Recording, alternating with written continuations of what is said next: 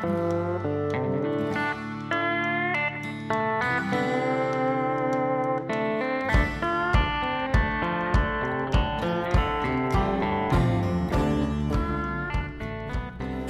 to getting in the music industry at high school, I was literally one signature away to getting into the ROTC program. I wanted to fly.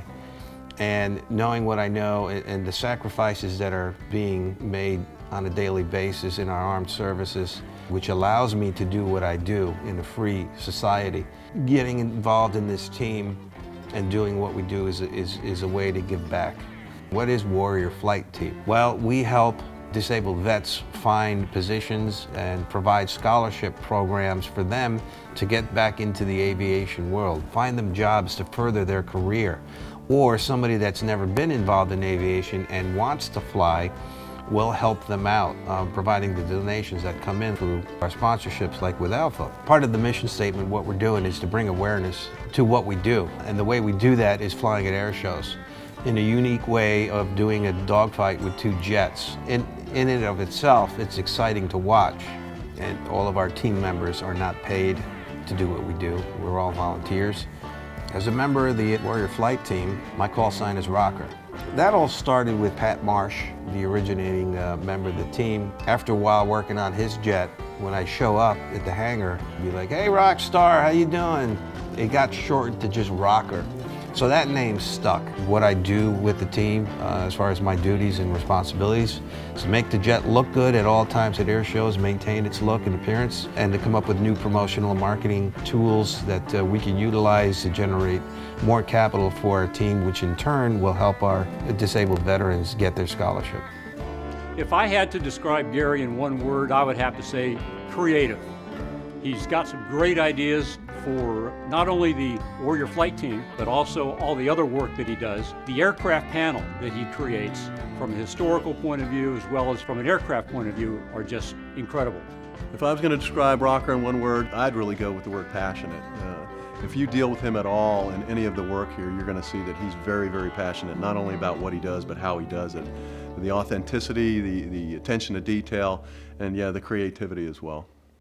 Why art? I think art chose me. I've always been artistic ever since I was a kid, as far as I can remember.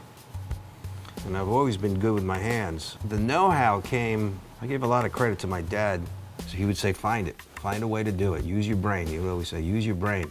I'm not trained. It was self-taught, and it was just things that I've learned, you know, school of hard knocks kind of thing. Fighting Colors specializes in vintage aircraft nose art. Primarily the product is replica panels that looks like a piece of the aircraft, with nose art being the focal point. I also do real restorations for private commissions and museums as well. I started doing this primarily as a hobby in '96 and then became officially a company in 1997. I think I did my first aircraft back then, which was a Corsair at Sikorsky Airport, and then I did the Flying Memphis Belle.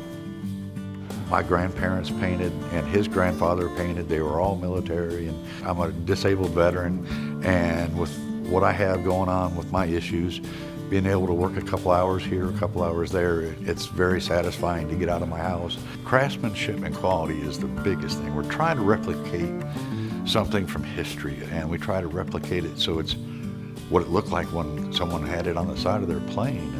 I think it's really cool how my dad loves his job so much, because there's a lot of parents out there who really don't like going to work. If he worked behind a desk or something at an office, he would probably not be as happy, and proud of him about it.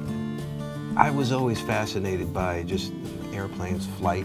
Most people, when they take pictures near the airplanes, they gravitate towards the artwork. And people remember that versus B-17 serial number 4254321 or whatever it is. It's a personality. It becomes something for years and decades. Everybody knows those airplanes because it does the air show circuit. And those are important because it preserves the history of nose art. It's a teaching tool, and it's a flying ambassador, you know, a 75-plus-year-old airplane still out there flying.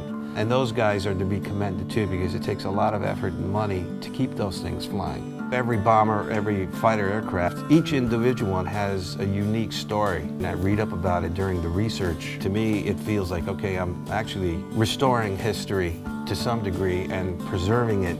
Every project is quite unique. Like before me now, this is done for the Red Cross. The cool factor is on painting these jackets, it's an A2. They still make these today for airmen. It was designed for our bomber and fighter crews. Up at altitude, things would get quite cold, so they would wear these leather jackets. Much like airplane nose art, the crews would match the artwork on the back of their jackets. From what I understand, the jackets will be auctioned off, and I hope that it will fetch quite a bit that will help out the Red Cross in their mission.